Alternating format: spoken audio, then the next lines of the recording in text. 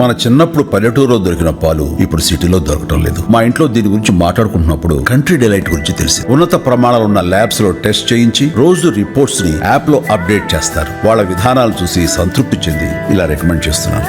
ఇప్పుడే Country Delight app ని download చేసుకోండి. Download the Country Delight app now. ప్రయాగ్రాజ్లో మహాకుంభలో జరిగినటువంటి విషాదం, 30 మంది చనిపోయారు. అధికారికంగా ఇచ్చిన లెక్కలు, అనధికారికంగా 100 మంది దాకా చనిపోయి ఉంటారని అంటున్నారు. అధికారికంగానే 60 మంది గాయపడ్డారు. ఇలాంటి భారీ జనసందోహం ఉన్న చోట్ల తొక్కిసలాటలు జరిగే ప్రమాదం అనివార్యంగా ఉంటుంది. ఉత్తరప్రదేశ్ ప్రభుత్వం జ్యుడిషియల్ విచారణకు ఆదేశించింది, కానీ ఇది రొటీన్గా జరిగే వ్యవహారమే. తర్వాత దీన్ని అందరూ మళ్ళీ as usual, business as usual అవుతుంది. కానీ ఈ క్రౌడ్ డిజాస్టర్స్ను మనం ఎందుకు నివారించలేకపోతున్నాం? Where are we going wrong? What went wrong? Who is responsible అనే క్వశ్చన్స్ అయితే మిగిలే ఉన్నాయి. ఇప్పుడు మహాకుంభ్ లేదా కుంభ్లో ఇలా తొక్కిసలాట జరగడం కొత్త ఏమి కాదు. 1954లో ప్రయాగ్రాజ్లో జరిగిన దుర్ఘటనలో 300 మంది చనిపోయారు. 1986లో కుంభ్లో మీకు 200 మంది చనిపోయారు. ఈవెన్ నాసిక్లో జరిగిన కుంభలో కూడా 39 మంది చనిపోయారు. మనకు గోదావరి పుష్కరాలప్పుడు ఆంధ్రప్రదేశ్లో జరిగిన తొక్కిసలాట్లో చనిపోయి చూశాం. ఇలా భారీగా జనసందోహం వచ్చి, అందులో ఇది మహాకుంభ్ కనుక 40 కోట్ల మంది హాజరవుతారని అంచనా వేశారు. ఫిబ్రవరి 26 తారీఖు దాకా నడుస్తుంది. ఈ 40 కోట్ల మంది అంటే ఉత్తరప్రదేశ్ జనాభాకు రెట్టింపు. ప్రత్యేకంగా ఒక 65 కిలోమీటర్ల స్పెషల్ ప్రాంతాన్ని ఈ మహాకుంభ్ కొరకు అడ్మినిస్ట్రేషన్ క్రియేట్ చేసింది. కానీ ఈ త్రివేణి సంగమంలో స్నానం చేసేటువంటి ప్రాంతము 1 కిలోమీటర్ డయామీటర్ మాత్రమే ఉంటుందని అంచనా. అందువల్ల ఈ త్రివేణి సంగంలోనే స్నానం చేయాలి అని వస్తుంటారు. అందులో మౌని అమావాస్య రోజు జరిగింది ఇది. ఆ రోజు ఒక్కరోజే 10 కోట్ల మంది స్నానాలు చేస్తారని అంచనా. అందుకే మీకు ఈ ఇన్సిడెంట్ జరిగింది చూడండి. ఆ మౌని అమావాస్య రోజు తెల్లవారక ముందే స్నానం చేయాలి అనేటువంటి ఒక విశ్వాసము, నమ్మకంతో పెద్ద ఎత్తున జనం వచ్చారు.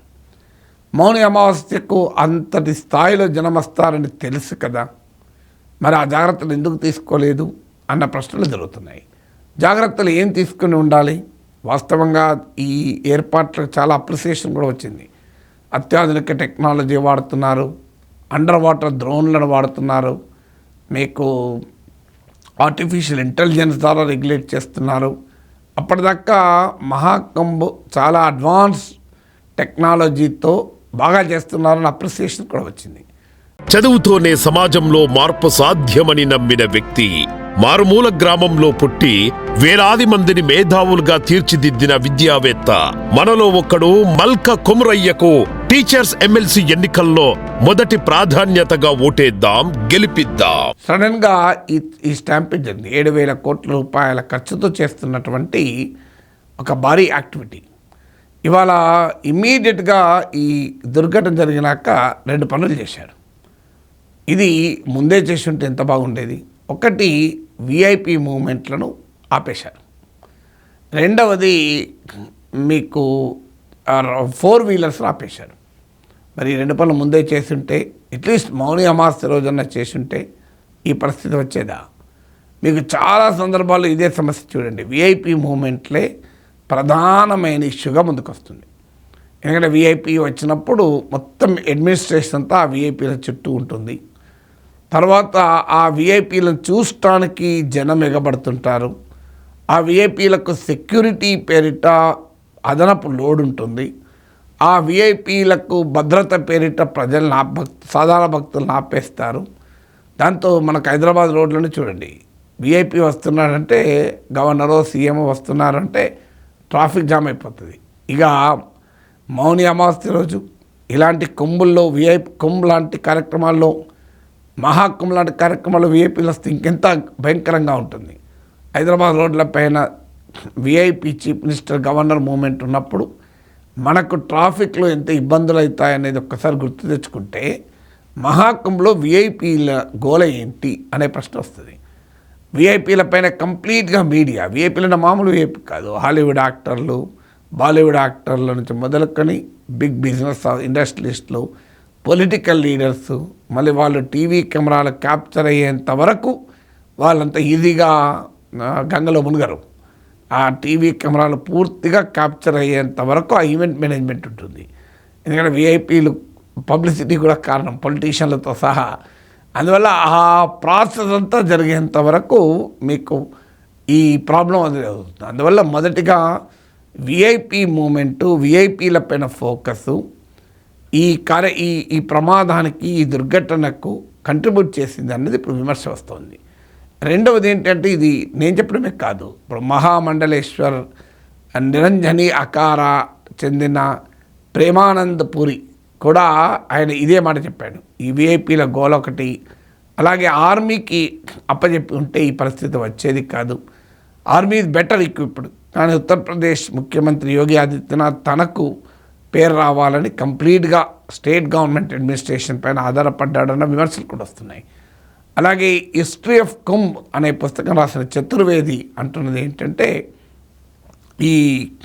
ఆ పాత్వేస్ కూడా, అంటే క్రౌడ్ ఇంటెన్సిటీ, క్రౌడ్ డెన్సిటీని బట్టి పాత్వేస్ ఉండాలి. అంటే గంగానదికి వచ్చే రోడ్లు, ఆ క్రౌడ్ క్యారింగ్ కెపాసిటీ ఎంత, క్రౌడ్ను స్టాగర్డ్గా ఆపాలి, పోలీసులు బలగాలతోనైనా ఆపించాలి. కానీ బ్యారికేడ్లు కట్టారు, కానీ బ్యారికేడ్లు రాంగ్ ప్లేస్లో ఉన్నా, బ్యారికేడ్లు స్ట్రాంగ్గా లేకపోయినా బ్యారికేడ్లను తోసుకొని ప్రజలు వస్తారు. జరిగిందే, బ్యారికేడ్లను తోసుకొని భక్తులు తెల్లవారక ముందే గంగా స్నానం చేయాలి అనే తొందరలో ముందుకురికారు. దాంతో ఈ స్టాంపిడ్ జరిగింది. అందువల్ల ఆ బ్యారికేడ్లను ఏ ప్లేస్లో ఏ రకం కట్టారు, పాత్వేస్ ఎలా ఉన్నాయి, ఇప్పుడు హిస్టరీ ఆఫ్ కుంభ్ రాసిన అతను ఈ పాయింట్స్ రైజ్ చేశారు. చాలామంది ఎక్స్పర్ట్ రైజ్ చేసేది ఏంటంటే, గంగానది పైన కట్టినటువంటి టెంపరీగా కట్టిన వంతెనలో ఓన్లీ 10% మాత్రమే భక్తులకు వాడారు, మిగిలినవన్నీ విఐపీల కోసం ప్రభుత్వ వాహనాల కోసం వాడారు. నిజంగానే ఈ బ్రిడ్జెస్ అన్నిటినీ, టెంపరీ కట్టిన స్ట్రక్చర్స్ అన్నిటినీ భక్తులకి ఓపెన్ అయ్యి ఉంటే ఇంత ఒక్కచోట కేంద్రీకరణ భక్తులు అయ్యి ఉండేది కాదు అని కూడా అంటున్నారు.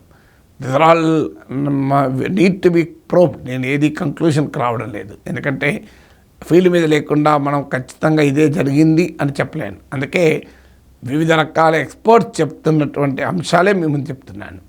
అందువల్ల క్లియర్గా క్రౌడ్ మేనేజ్మెంట్ అనేది ఒక పెద్ద సైన్స్. సో ప్రపంచం ఇంత 40 కోట్ల మంది వస్తారని తెలిసినప్పుడు, అందులో మౌని అమావాస్య రోజే 10 కోట్ల మంది వస్తారని తెలిసినప్పుడు, మరి క్రౌడ్ ప్యాసేజ్కి కావాల్సిన ఏర్పాట్లు ఎందుకు చేయలేదు? మీకు గోదావరి పుష్కరప్పుడు ఇదే విమర్శ వచ్చింది.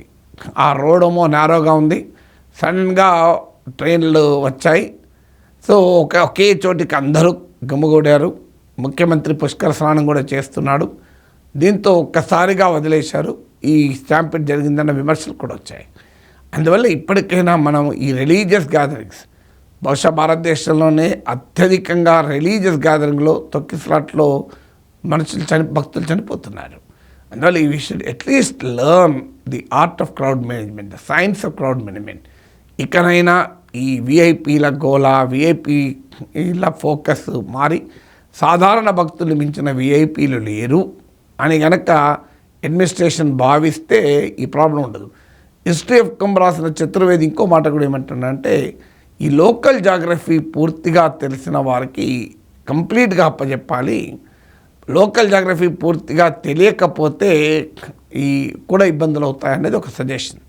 సివిల్ అడ్మినిస్ట్రేషన్లో లోకల్ జాగ్రఫీ తెలిసిన వారికి అని, ఆర్మీకోమో ఇలాంటి వాటిని ఈ డీల్ చేయడంలో చాలా ఎక్స్పీరియన్స్ కూడా ఉంటుంది. ఇప్పుడు కూడా బహుశా ఆర్మీకి ఇక నెక్స్ట్ వరకు ఆర్మీకి అప్పచెప్పవచ్చు ఈ నిర్వహణ అంటున్నారు. బట్ యోగి ఆదిత్యనాథ్ ప్రభుత్వం అంగీకరిస్తుందో చూడాలి.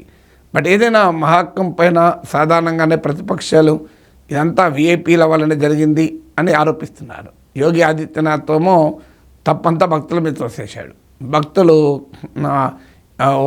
బ్యారికేడ్లు పగలగొట్టుకొని బ్యారికేడ్లు దాటుకుంటూ పెద్ద ఎత్తున తోసుకురావడం వల్ల జరిగింది అని.